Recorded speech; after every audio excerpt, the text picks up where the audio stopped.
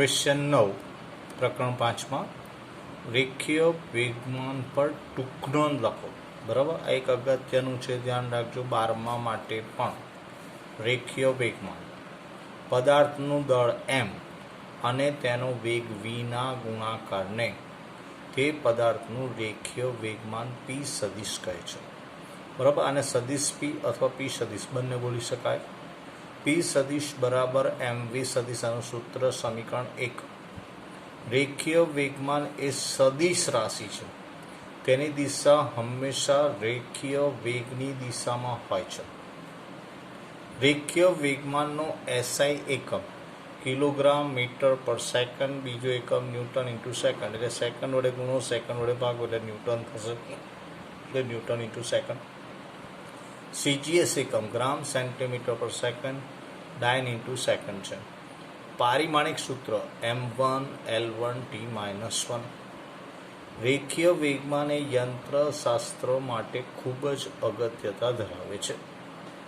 रेखीय वेगमान ए वेग करता वधारे माहिती पूरी पाड़े छे। ध्यान राखजो, रेखीय वेगमान ए वेग करता आपने वधारे माहिती पूरी पाड़े। एनुं उदाहरण जोईए तो धारो के एक ट्रक अने एक साइकल समान वेगथी आपणे चालती लईशुं, समान वेगथी बराबर गति करता होय तो ट्रक करता साइकल ने रोकवी सहेली छे, कारण के ट्रकनी सापेक्षे साइकलनुं दळ ओछुं छे, तेथी साइकलनुं वेगमान ओछुं थशे, एटले साइकल सहेलाईथी आपणे रोकी शकीशुं।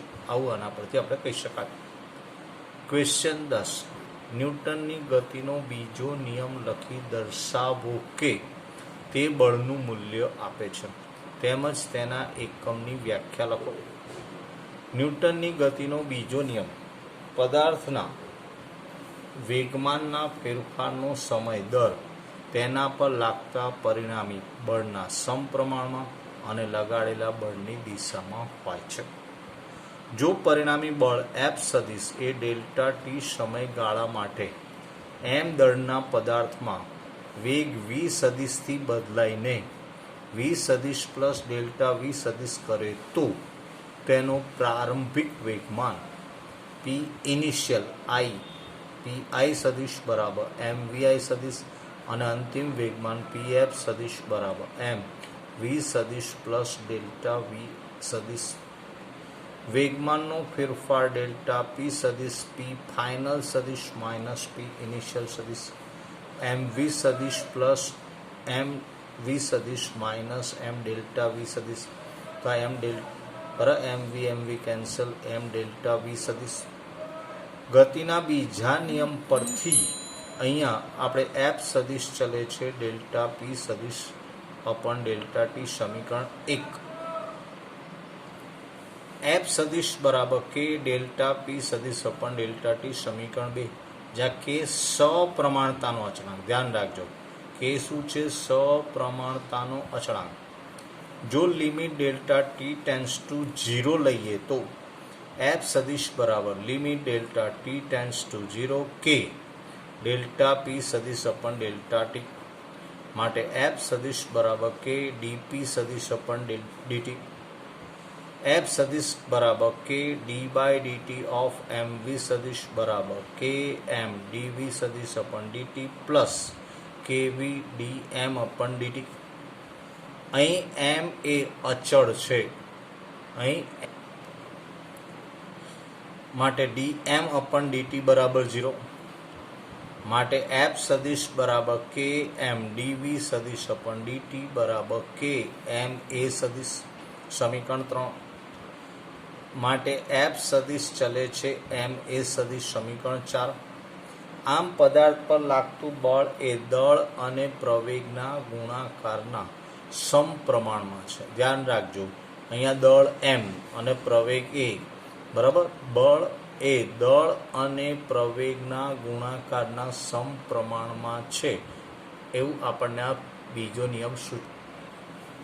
अहीं k नुं मूल्य 1 मळे छे, माटे f सदिश बराबर m a सदिश। समीकरण 5 आम न्यूटननी गतिनो बीजो नियम बळनुं मूल्य आपे छे।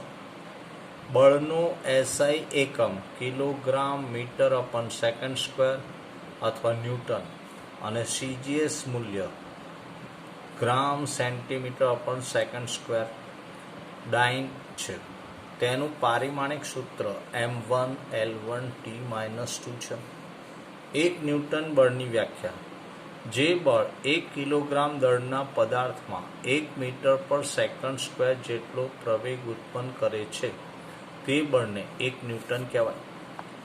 1 ડાઇન બળની વ્યાખ્યા: જે બળ 1 ગ્રામ દળના પદાર્થમાં 1 સેન્ટીમીટર પર સેકન્ડ સ્ક્વેર જેટલો પ્રવેગ ઉત્પન્ન કરે છે તે બળને 1 ડાઇન બળ કહે છે. 1 ન્યૂટન બરાબર 10⁵ ડાઇન. 1 ડાઇન બરાબર 10⁻⁵ ન્યૂટન. વેગમાનનું સમયની સાપેક્ષે વિકલન હંમેશા બળ આપે છે, એટલે કે ડીપી સદિશ અપન ડીટી બરાબર એફ સદિશ. ન્યૂટનની ગતિના બીજા નિયમનું મહત્વના મુદ્દાઓ લખો. નિયમના મહત્વના મુદ્દાઓ લખો. જવાબ: 1. ન્યૂટનનો ગતિનો બીજો નિયમ એફ સદિશ બરાબર ડીપી સદિશ અપન ડીટી. જો પદાર્થનું દળ અચળ રહેતું હોય તો એફ સદિશ બરાબર એમ એ સદિશ બરાબર એમ v2 સદિશ માઇનસ v1 સદિશ છેદમાં ડેલ્ટા ટી. 2. જ્યારે પદાર્થ પર પરિણામી બાહ્ય બળ લાગતું ન હોય ત્યારે એફ સદિશ બરાબર એમ એ સદિશમાં એફ સદિશ બરાબર 0 તો એ સદિશ બરાબર 0 થાય. તેથી વી સદિશ બરાબર અચળ, જે ન્યૂટનની ગતિના પ્રથમ નિયમ સાથે સુસંગત છે. 3. ન્યૂટનનો ગતિનો બીજો નિયમ બળનું મૂલ્ય આપે છે અને બળ સદિશ છે, તેથી બળના 3 ઘટકોના સમીકરણો આ મુજબ મળે. એક્સ દિશામાં જો બળને દર્શાવવું હોય તો ઘટક એફએક્સ બરાબર ડીપીએક્સ અપન ડીટી બરાબર એમએએક્સ. વાય દિશામાં એફવાય બરાબર ડીપીવાય અપન ડીટી બરાબર એમએવાય.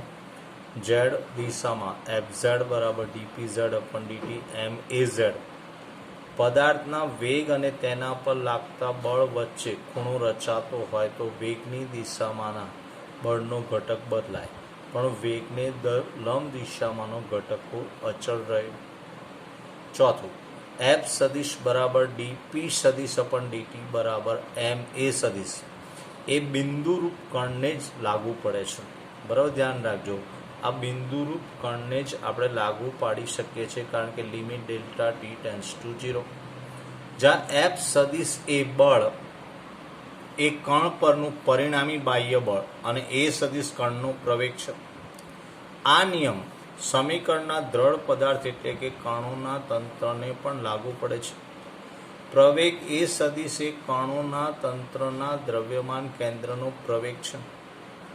ગતિનો બીજો નિયમ એ સ્થાનિક સંબંધ છે, એટલે કે અવકાશમાં પદાર્થના સ્થાને આપેલા સમય બળ એફ સદિશ એ પદાર્થના તે જ ક્ષણના પ્રવેગ એ સદિશ સાથે સંબંધ ધરાવે છે. તેથી પ્રવેગ એ બળ વડે નક્કી થાય છે, પણ કણની ગતિના કોઈ ઇતિહાસ પરથી નહીં. ક્વેશ્ચન 12. આ પણ એક અગત્યનો ક્વેશ્ચન છે. બળનો આઘાત એટલે શું? બળનો આઘાત એટલે શું સમજાવો. જવાબ: પદાર્થ પર લાગતું બળ અને તે બળ જેટલા સમયગાળા માટે લાગતું હોય તે સમયગાળાના ગુણાકારને બળનો આઘાત કહે છે. એટલે કે એફ સદિશ ડેલ્ટા ટી બરાબર ડેલ્ટા પી સદિશ. સમીકરણ 1. બળનો આઘાત હંમેશા વેગમાનના ફેરફાર જેટલો હોય. બળનો આઘાત સદિશ રાશિ છે, તેની દિશા વેગમાનના ફેરફારની દિશામાં હોય. બળના આઘાતનો એસઆઈ એકમ ન્યૂટન ઇન્ટુ સેકન્ડ, બીજો એકમ kilogram metre upon second. CGS એકમ dyne into second, gram centimetre upon second. પારિમાણિક સૂત્ર m1L1T-1. વ્યવહારમાં ઘણી યુક્તિ પ્રયુક્તિમાં બરાબર ઉપયોગી છે, એટલે બળનો આઘાત આપણને યુક્તિ પ્રયુક્તિમાં ઉપયોગી છે. ઉદાહરણ: લાંબા કૂદકા માટે દોડીને કૂદકો મારવો ક્રિકેટમાં કેચ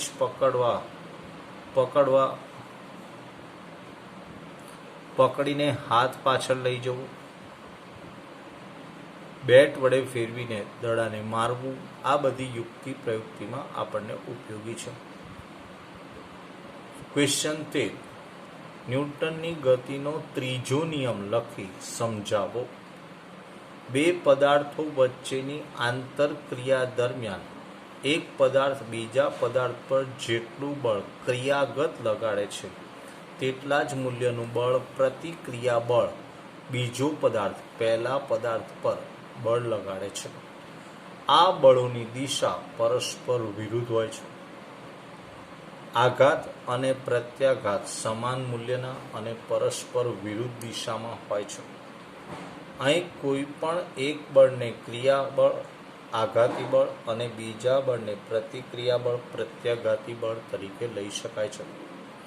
વ્યવહારમાં સૌથી વધારે ઉપયોગ આ નિયમનો થાય છે. એટલે સૌથી વધારે ધ્યાન રાખજો વ્યવહારમાં ન્યૂટનની એટલે વ્યવહારમાં ત્રીજો નિયમ આપણને બહુ ઉપયોગી છે. આ નિયમ પરથી સ્પષ્ટ થાય છે કે એકલા અટુલા બળનું અસ્તિત્વ અશક્ય છે. એટલે જિંદગીમાં એકલા અટુલાનું કોઈ વ્યવહારમાં બરાબર અસ્તિત્વ નથી એવું આ ત્રીજો નિયમ સૂચવે છે. અર્થાત બળો હંમેશા જોડમાં જ ઉદ્ભવે છે, પરંતુ આ બળો જુદા જુદા પદાર્થો પર અને પરસ્પર વિરુદ્ધ દિશામાં લાગે છે. આ બળો જુદા જુદા પદાર્થો પર અને પરસ્પર વિરુદ્ધ દિશામાં લાગે છે. સંપર્કમાં ન હોય તેવી વસ્તુઓ પણ એકબીજા પર પરસ્પર વિરુદ્ધ દિશામાં અને સમાન બળ લગાડે છે.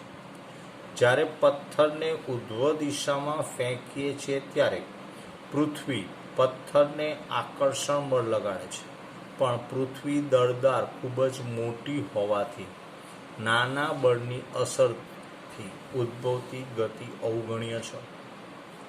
અહીં બળ હંમેશા જોડમાં જ લાગે છે.